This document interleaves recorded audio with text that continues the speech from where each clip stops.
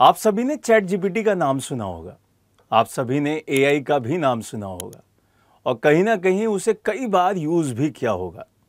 आज हम जिस टॉपिक के बारे में पढ़ने जा रहे हैं उसका पूरा का पूरा रिलेशन इसी सेगमेंट के साथ जुड़ता है, चैट जीपीटी के साथ।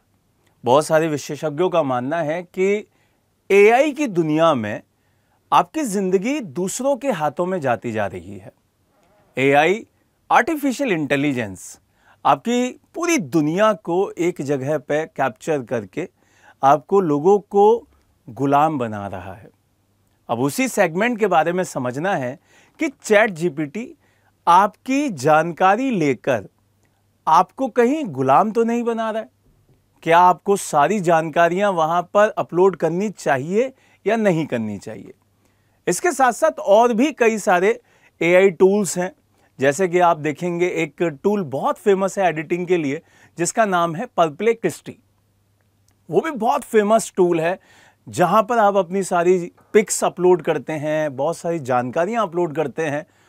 आप ये नहीं सोचते कि क्या उसे कोई दूसरे गलत कामों में यूज कर सकता है या नहीं, क्योंकि हमें तो उस टाइम मजा आ रहा होता है कि हमारी देखो कितनी बढ़िया इमेज बनी है, हमारे कितना बढ़िया फोटो बना है। तो ये जो चैट जीपीटी है, आज हमें समझना होगा कि इस पे किस किस तरीके की जानकारी नहीं देनी चाहिए, क्योंकि उसका गलत यूज हो सकता है। जैसे सबसे पहले आपको पासपोर्ट, जिसमें आपकी निजी जानकारियां हैं, जैसे कि डीओबी हुआ, आपका प्रॉपर नाम हुआ, आप कहां से बिलोंग करते हैं वो हुआ, ये सारी की सारी जानकारी आपके पासपोर्ट में या किसी आइडेंटिटी कार्ड में होती हैं। और अगर वो किसी वेबसाइट पर अपलोड की जाती है तो उसका मिसयूज होना एकदम लाजमी है, वो मिसयूज हो सकती है। तो आपको ये जानकारी नहीं देनी चाहिए। दूसरा, आपका आधार कार्ड। अगर आपका आधार कार्ड किसी ऐसे प्लेटफॉर्म पे डाल दिया जाए जो कि एआई के द्वारा रेगुलेट किया जाता है या किसी और के द्वारा पूरा का पूरा कमांड किया जा रहा है, तो भी आपके साथ फ्रॉड होने के चांसेस बहुत ज़्यादा बन जाते हैं। तो आपको आधार कार्ड भी किसी भी प्लेटफॉर्म पे अपलोड नहीं करना है। उसके बाद आता है कि अगर आपका कोई केस चल रहा है, अगर आपके ऊपर कोई ऐसा मुकदमा चल रहा है जिसमें कानून के साथ आप जुड़े हुए हैं, तो आपको अपनी कोई जो भी एफआईआर है या कुछ भी है वो भी वहां पे अपलोड नहीं करनी है। आपको वहां पे जानकारी नहीं देनी है कि भाई मेरा ये केस चल रहा है या ये कुछ ऐसा चल रहा है, क्योंकि अगर आपके ऊपर कुछ ऐसा केस चल रहा है या कोई भी आप किसी भी केस में जुड़े हुए हैं तो उसका मिसयूज करके आपसे कोई भी तस्करी करवा सकता है या कोई दूसरी चीज गलत काम करवा सकता है।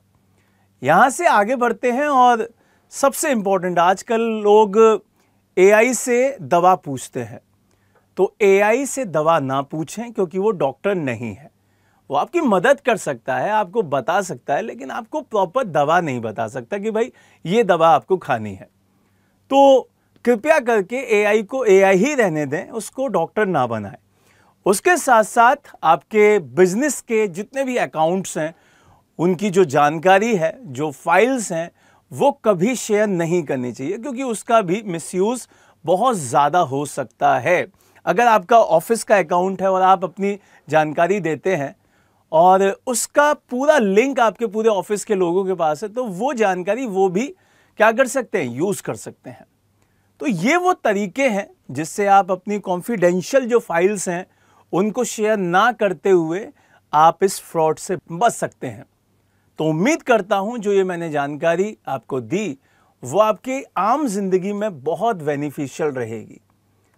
तो एक नए टॉपिक के साथ दोबारा मिलेंगे, तब तक के लिए मुस्कुराते रहिए, चीजें सीखते रहिए। जय हिंद, जय भारत।